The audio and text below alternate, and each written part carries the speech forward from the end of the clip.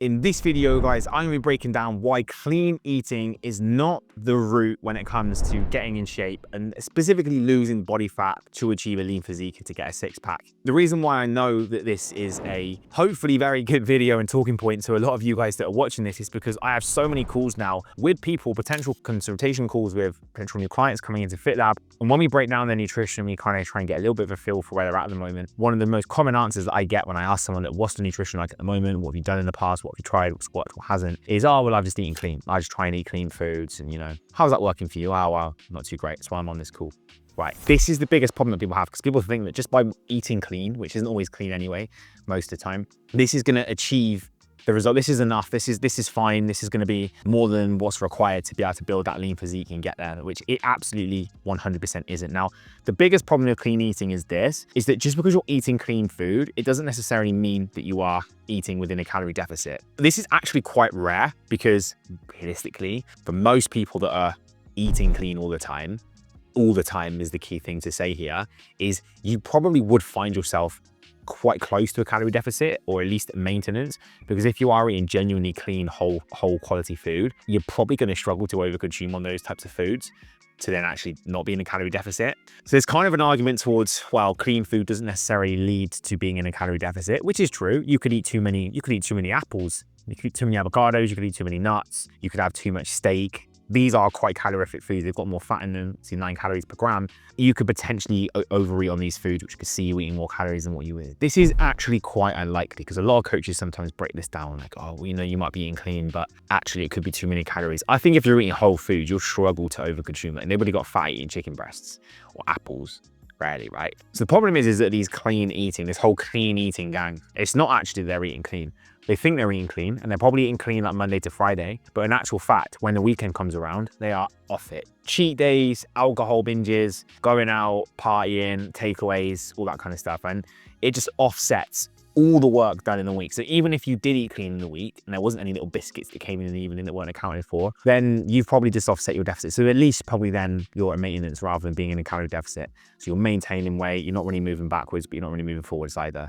Very fish train position, which is kind of where a lot of people find themselves in. This is really kind of what you want to avoid. And this is why the whole clean eating thing it doesn't really make sense, because when people say they're just eating clean all the time, what it kind of means is they're trying to eat in a super restrictive way. Clean foods, eating foods that they probably don't even really like that much, but they feel like they should eat them because that's what they've read that they should consume, right? And then typically what happens is we just fall off track of the week because there's no flexibility, there's no real balance in the week of actually eating a little bit of food that you really like, or just generally eating foods that you like to consume. And then you get to the weekend, you feel like you've almost earned the ability to fall off track. You've earned the ability to have a cheat meal, to eat all the sweets, all the chocolate, the crisps, the takeaways, the alcohol, which is just not the case at all. We're not dogs. We don't earn the right to be able to have certain foods.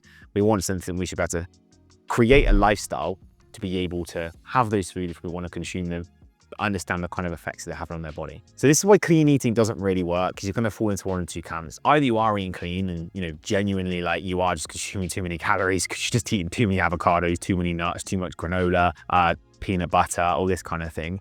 Rare, but can sometimes be the case. And if you've got incredibly slow metabolism, you don't move much, you don't have to eat much food to be in a calorie surplus. So that's kind of like camp number one. Camp number two, which is the most common, is you think you're eating clean, but in actual fact, you're eating clean maybe Monday to Friday or Monday to Thursday. And then from Friday to Sunday, Saturday, Sunday, you are off track. Biscuit tin opens, you're out, you're drinking alcohol, this kind of stuff. You're falling off track at the weekends. Typical weekend warrior, losing all their progress in the week. Either one of those camps means that clean eating is just not a strategy. It doesn't work. You're not going to get great results from doing that whatsoever. The most important thing, and how we kind of build a solution towards this, is just looking at the absolute basics. Just calories in versus calories out. The age-old process of a calorie deficit. This is the key thing when it comes to fat loss. Trying to lose body fat, you have to know how many calories you're consuming every single day. You have to have at least an idea of the calories you're consuming on a daily basis. Otherwise, you're just guessing. Guessing your way to fat loss is going to lead to slow and unpredictable results, which, let's be honest, nobody wants. So it's about understanding how many calories you're consuming and making sure that you are consistently hitting that number of calories every day to make sure that you are in a calorie deficit. Now, of course, you should be eating clean foods, right? There should still be an argument for eating well. I'm not saying you shouldn't. You don't make up your calorie deficit from eating Burger Kings, right? But You don't have to be eating 100% clean foods all the time. And how do we actually define clean food? You can still be eating foods that you like that maybe not would be considered as clean, like bread, which people are like, oh, I can't eat bread. Bread is fine to consume. You can have bread every single day, especially if it's something like sourdough. Sourdough is good for you. It's good for your gut. So you need to define that first. But realistically, being in a calorie deficit, you should be eating foods that you genuinely do like. You should be eating foods that you actually enjoy. Obviously, healthy foods. I think most people genuinely do enjoy eating certain healthy foods. We're just not quite sure how or what we should be consuming. But that's generally how your diet should be made up. Understanding how many calories you should be consuming, calories in versus calories out, because that is the most important thing. Clean eating is this kind of blanket term strategy that's been around for such a long time that people even believe it themselves now, that when they say they're clean eating, they're actually eating in a way that's going to get them results, when it's just actually not the case whatsoever. If you want fast, predictable fat loss progress, you should be understanding how many calories you're consuming, how many calories potentially you're expending to a certain extent. If you just focus on things like step target, I don't believe you should know like the exact amount of calories you're burning, but you should be really focused on how many steps am I doing every single day, because that's daily activity that can contribute towards the calories you're burning out, right? When you've got on top of those numbers, calories in, calories out, you're going to make being in a calorie deficit simple. It's maths, it's logical, right? You're either losing weight or you're not. And then obviously from there, you make sure that most of the foods you are consuming obviously are of quality, but you also enjoy them at the same time, right? If you want to have a little bit of crap around the weekends, you can have that, but it's all about remaining in control. And you shouldn't feel so deprived when you get to the weekend from eating foods in the week that you just haven't enjoyed, so that you feel you've earned the right to have a big cheat day at the weekend. If you just eat the foods that you like to consume during the week, they might not be absolute favorite foods, right? Favorite foods, if your favorite food is pizza, you don't have pizza every day. There's obviously a bit of a trade-off there. But foods that you genuinely do enjoy and you're not looking forward to, everyone can eat clean, whole foods that they actually enjoy. And then you get to the weekend and you don't feel like you've, earned the right to have a huge cheat meal, which is going to throw you off progress entirely. And that's pretty much the strategy that we would need to use here. And in my opinion, the easiest way to manage this is we go 80 to 90% of quality, clean, unprocessed, decent foods, and then we allow ourselves 10 to 20% of whatever we want. Okay, I probably focus on maybe around the 5 to 10%. I just generally like to eat clean foods. I think even if I have the odd sort of meal that isn't of whole food, I feel that a little bit. But of course, I'm still guilty of having the odd bit of chocolate. Like yesterday, I had a nice almond croissant here in Bali. Freaking amazing. Loved it. Every now and then, I'm absolutely fine with that. But I think generally, as long as you make sure that 80 to 90% is quality food, making sure you understand the calories that you're consuming, you make sure you know how many calories you should be consuming, you hit those numbers consistently, and that can be looked at as a weekly figure. You can allow yourself a little bit of 10 to 20% of whatever you want, even if that's alcohol, processed food, cake, beer, chocolate, crisps.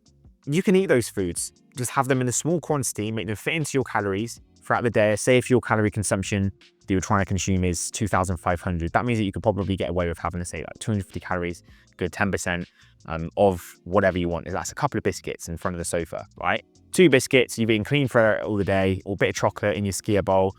You could easily get away with that. And then maybe at the weekend, you can have a little bit more, which you can kind of fit in. Typically, we would give a client more of a flexible day on a Saturday, which is not a cheat day, but it's a day in which we've pre-planned more calories to give them so that they don't feel like they're falling off track, and they can kind of stay on track and they can make the right choices. That is how you solve the clean eating saga, guys. It's not that I'm saying not to eat clean, but it's about understanding what is clean eating, defining it properly, being realistic with yourself. Are you actually eating clean 7 days per week? Probably not. And understanding what's really important. And what's really important is calorie consumption, calories in, calories out for fat loss, the absolute old school basics that work.